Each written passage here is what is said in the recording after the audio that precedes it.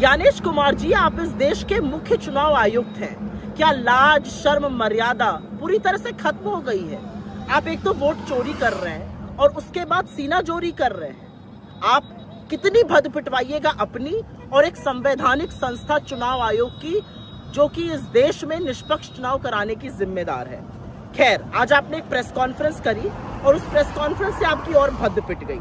कुछ चीजों का जिक्र पहले करते हैं। पहले चीज का जिक्र है, आपके पास किसी चीज का कोई जवाब नहीं है। आपसे सवाल पूछा गया, महाराष्ट्र में टोटल वोट वहां की अडल्ट पॉपुलेशन से ज्यादा कैसे है? कोई जवाब नहीं। SIR की इतनी हड़बड़ी क्या थी बिहार में? कोई जवाब नहीं। 60% बिहार बाढ़ से ग्रस्त है, इतना जरूरी क्यों था SIR कराना? कोई जवाब नहीं। एक ही पते पर इतने इतने लोग कैसे हैं?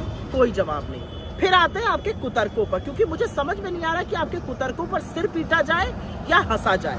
आपका एक जबरदस्त कुतर्क, आपको सवाल पूछा गया कि वीडियोग्राफी क्यों नहीं दे सकते हैं। आप महिलाओं के पीछे छिप गए। आपने कहा हमारी माँ बहनों की प्रिवेसी का हनन होगा। अच्छा, बूथ में लगी लाइन में औरतों की जो पिक्चर या वीडियो है, उससे प्रिवेसी का हनन कैसे होगा?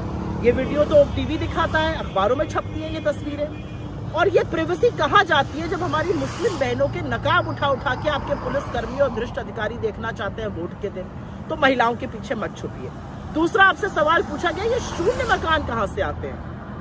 आपने कहा जो लोग कहीं काम करके रात को सड़क पे सोने आते हैं उनके घर शून्य लिखे जाते हैं। अच्छा, हमें तो नहीं पता था आप रत जगह करा के लोगों को ठेल ठेल के उठाकर वोटर ID कार्ड बनवा रहे हैं। और कहाँ गए मोदी जी के इतने सारे जो आवास बनाने वाले थे? एक और क्वेश्चन यहाँ पर आता है, लोगों के अगर ऐसे ही सड़कों पे सोने वाले लोग हैं तो इनके नाम के आगे इना मीना माइना मो क्यों लिखा जा रहा है? पिता के नाम के आगे IGFJK क्यों लिखा जा रहा है? खैर, तीसरा सवाल आपसे पूछा गया कि आप डिजिटल वोटर लिस्ट क्यों नहीं दे सकते? आपने कहा यह निजता का हनन है। जी नहीं, इससे आपकी पोल और खुलेगी, आपकी कलई और खुलेगी।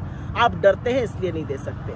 चौथा सवाल आपसे पूछा गया कि एक ही पते पर या एक व्यक्ति के इतने वोट कैसे? आपने कहा एक व्यक्ति के एक जैसे नाम बहुत सारे हो सकते हैं, इसमें क्या बुरी बात है?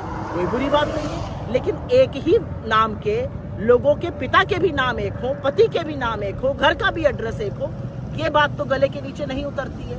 आपसे एक और बात पूछी गई, पांचवी बात, कि नेता प्रतिपक्ष राहुल गांधी जी ने सबूत दिया, आप उस पर एक्शन क्यों नहीं ले रहे? आपने पलट के कहा या तो वो हलफनामा दे या माफी मांगे। अच्छा, अनुराग ठाकुर जी से आप हलफनामा कब लीजिएगा? और नेता प्रतिपक्ष ने आपको सबूत दिए हैं, थोड़ी सी भी लेशमात्र थोड़ी गरिमा बची है तो अपनी त्रुटि सुधारिए।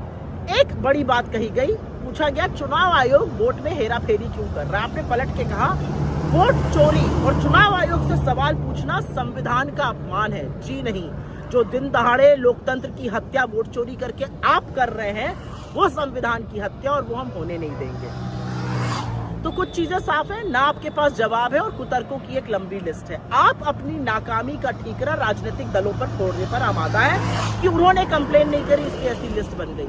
अरे, लिस्ट बनाना आपकी जिम्मेदारी है, निष्पक्ष चुनाव कराना आपकी जिम्मेदारी है, फ्री एंड फेयर इलेक्शन हो आपकी जिम्मेदारी है। आप कोई सरकारी खर्चे पर मौज मस्ती करने के लिए, झुंझुना बजाने के लिए, सरकार के चरण वंदन के लिए थोड़ी बैठे हैं। आज एक चीज लेकिन साफ हो गई कि मोदी जी ने चीफ जस्टिस ऑफ इंडिया को चुनाव आयुक्तों के चयन से क्यों हटाया था? क्योंकि अगर नहीं हटाते तो उनको ऐसी मनमर्जी कठपुतलियां कैसे मिलती? राहुल गांधी ने सबूत के सहित आपके सामने तथ्य रखे हैं, आपके पास एक भी तथ्य का जवाब नहीं है, कुतर्क है, और ज्यादा से ज्यादा तरीके से आप बीजेपी के स्पोक्स पर्सन जैसे साउंड कर रहे हैं। एक बात याद रखिएगा, लोकतंत्र में वोट देने का अधिकार सबसे मजबूत और ताकतवर हथियार होता है, उसके साथ खिलवाड़ मत करिए। आपको इस देश के कानून का सामना करना पड़ेगा, आज नहीं तो कल करना पड़ेगा, क्योंकि ये देश अपने वोट के अधिकार के साथ वो खिलवाड़ बर्दाश्त नहीं कर सकता जो आप लोग करने पर आमादा है।